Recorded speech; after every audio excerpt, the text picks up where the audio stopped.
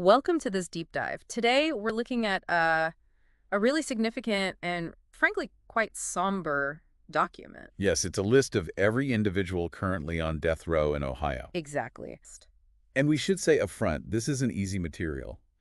It details some truly terrible acts. Absolutely. As we go through this, I think it's vital to keep in mind the profound loss of life in each of these cases. Our aim here isn't judgment. No.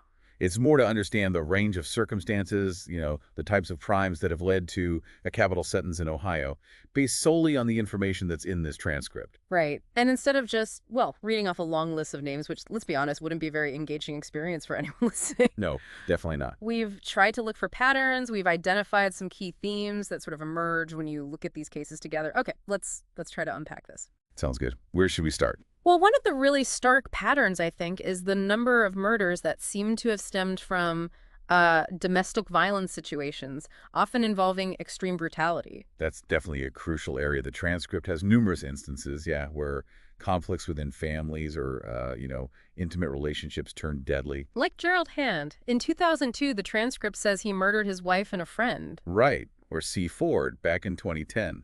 He apparently used a sledgehammer against his girlfriend's parents. The level of violence described in some of these is it's genuinely shocking. It really is. It makes you think about how quickly things can escalate, doesn't it? There's Antonio Franklin, 2012, used a baseball bat. Yeah, to kill his grandparents and uncle, then set the house on fire. It's horrific. And then there's Garrett Christopher, 2013, fatally stabbed his ex-girlfriend and their young daughter. It's a disturbing repetition, isn't it? Violence in what should be the safest places. And what's particularly unsettling as you dig into these domestic cases from the source is the variety. Yeah. You mentioned violence, but also the circumstances behind it. How so? Well, like Ahmed Noah in 2018. Yeah. Killed his estranged wife and several of her family members. The transcript mentions a domestic rampage. Wow. And Abdullah, just a year later in 2019, committed a similar crime against his estranged wife and her brother. These cases seem to highlight how cultural or deeply personal conflicts can just tragically explode. And the list, according to the transcript, just keeps going in this category. Grady Brinkley, Samuel Moreland, James Mimmin. James Mimmin's case in 2013, Yeah. murdering his own children and former mother-in-law. Just devastating to even read. Absolutely. And Lance Hundley murdered a disabled woman, attempted to kill her mother. Yeah. It really underscores the vulnerability, Yeah. especially within these domestic disputes. Yeah. And Shara Carter, Matthew Nicholson, Jose Loa, Aaron Lawson, Denny Aubermiller, Derek O'Neill, Wayne Powell, Dwayne Short, Garrett Singh, Thomas Nuff, Juan Kinley, James Tench. It's a long list just within that theme. James Tench? Wasn't that the one, the matricide, beating his mother and then running her over with her car? That's the one mentioned, yes. Just incredibly violent. Looking at all these, it really highlights the critical need for support systems or interventions, maybe. Yeah. Things that could possibly prevent such outcomes. Makes you wonder, yeah, what could have been different? Okay, so moving on from domestic violence, another really significant category that becomes clear from this list is murders that happen during another serious crime, like robbery. Felony murders, essentially. Right, felony murders. There's a large number of those detailed here, where a death occurs during, say, a robbery, even if the primary intent wasn't necessarily to kill. Exactly. And this category often points to a different kind of primary motivation, doesn't it? Often greed, maybe desperation. Like Richard Beasley. That case is chilling. Oh, yeah, 2011. Luring men with fake job offers through Craigslist. Yeah. Then murdering them for their belongings. The calculation there is disturbing. And it's not an isolated type. The list includes Terry Fran, Clarence Fry, Danny Hill, Larry Gaffin. Larry Gaffin's 2006 crime. That's a particularly brutal detail. It is. James Goff murdered an elderly woman after delivering furniture. Cleveland Jackson killed a teenager and a toddler during a robbery. These aren't just burglaries gone wrong. They seem like deliberate acts of lethal violence. And look at the range of victims and scenarios just within this category. Mm-hmm. According to the transcript, a bar owner in the Group Scott case, Uh-huh. convenience store clerks, like in Anthony Belton's crime, people just in the wrong place during a robbery, like Warren Hennis. The tragic common thread is lethal force during another felony. It's sobering. Sometimes the robbery almost seems, I don't know, secondary. Holly Delano shot a man multiple times, then concealed his body. It makes you question the core motivation, doesn't it? Was it just eliminating witnesses? Or something deeper? The transcript, being a summary, only gives us a glimpse, really. It does raise questions, yeah. About intent, the factors leading to such extreme violence during other crimes. It's complex. Very complex. And within these felony murders, the transcript also points to some specific subcategories, like murders of law enforcement or informants. Yes, those stand out. Timothy Coleman in 2002, Stanley Jallow in 2005, both listed as murdering police informants to stop them testifying. And Quire Bryan in 2000, fatally shooting a police officer during a traffic stop. These feel like direct assaults on the justice system itself. Odra Jones, too, murdered a police officer back in 1997. It shows the extreme lengths some individuals might go to avoid prosecution or silence people. It really underscores the risks involved for law enforcement and those cooperating with them. Okay, what else do we see emerge? Another disturbing theme, maybe less common but still present, is murders committed inside correctional facilities. Right, violence within prison walls. It's a shocking thought, but it happens. James Hanna, already serving life, killed his cellmate in 97. And Victoria Draw, that case is particularly grim. 2001, murdered a fellow inmate. The transcript mentions using a fan motor and a pencil. Extremely brutal. It raises serious questions about prison safety, doesn't it? Definitely. And then there were the Lucasville prison riot cases. George Status and Jason Harry Robb, both convicted for murders during that riot. Keith Lamar, as well, convicted for murdering fellow inmates during the same riot. Kylo Sanders is mentioned, too, for ordering a murder from within prison during that riot.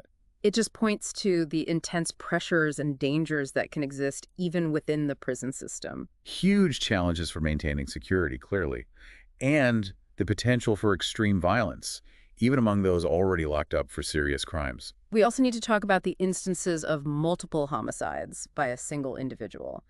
These are particularly chilling, just the sheer number of lives lost. Yes, these cases often have a massive impact. Richard Beasley, we mentioned him before with the Craigslist scheme, multiple victims there. Shaw Great is listed as murdering over 5 women. George Brinkman killed a friend and her 2 daughters, then an elderly couple later. Anthony Kirkland, Michael Madison, both convicted of murdering multiple women in cases that got a lot of media attention, I recall. Then you have Kessler Sapp, Jose Loa, Aaron Lawson, Wayne Powell, all convicted, according to the transcript, of murdering multiple family members. George Skatis, again from the prison riot context, multiple deaths there. Thomas Nuff murdered his housemates. Stanley Theodore, 3 individuals. It's a very grim pattern. When you see these multiple homicide cases listed, it often suggests, well, a profound disregard for human life, perhaps pointing to deeper psychological issues, whether serial killings or single events with many victims. The impact is just immeasurable. Absolutely. Lasting scars on families and communities. And finally, there were a few cases highlighted in the transcript that just seemed unusual. They didn't fit neatly into the other boxes. Right, the outliers. Like Anthony Opanovich. That one's quite strange. Yeah, exonerated by DNA evidence, apparently, but then returned to death row because of procedural legal issues. It really highlights the complexity, sometimes the frustrating aspects of the legal system, doesn't it? Where procedure can heavily influence the outcome, even with new evidence. And Victoria Draw's crime within prison, we touched on that. Tyrone Lee's conviction, the transcript notes it was without physical evidence. That's notable. It raises questions about the evidence presented and how juries weigh different kinds of proof. Carlos Sanders ordering a murder from inside prison during the riot. And James Tench, the matricide case we mentioned earlier, the sheer violence of it. These unique cases remind us that behind every name on this list, there's a specific, often deeply disturbing story. They resist easy labels, really. And throughout all of this, just to reiterate, this information comes directly from that Criminal Records True Crime YouTube video transcript. These are individuals currently awaiting execution in Ohio. That's right. The transcript even mentions some scheduled execution dates. Gerald Hand for June 17th, 2026. Antonio Franklin, February 11th, 2026. Danny Hill, July 22nd, 2026. Percy Hutton, June 21st, 2028. Cleveland Jackson, July 15th, 2026. George Brinkman, September 23rd, 2026. Timothy Coleman, October 20th, 2025. James Trimble, March 12th, 2026. Though many others don't have dates set, it seems. It's a process with huge legal and ethical dimensions, obviously. But our focus today, just to be clear, was understanding the crimes described in this source material. Exactly, just laying out the information as presented in the transcript. So as we wrap up this deep dive into Ohio's death row, based on the Criminal Records True Crime Channel's transcript, we're really left with this powerful overview of the sheer variety and the severity of crimes that result in a capital sentence there. Yeah, from the tragic outcomes of domestic violence, To murders during robberies and other felonies, the specific targeting of law enforcement or informants. violence inside prisons, those devastating multiple homicides, and the cases with really unique, disturbing circumstances. It paints a very stark, very sobering picture of the darker sides of human behavior, all drawn from this one specific source. And perhaps a final thought this leaves us with, for you, the listener, is how this vast spectrum of circumstances leading to the death penalty really underscores the intricate nature of our criminal justice system. And it forces us to confront the profound, irreversible consequences of violent crime. A reminder, really, of the immense human cost involved in every single one of these cases detailed in the transcript.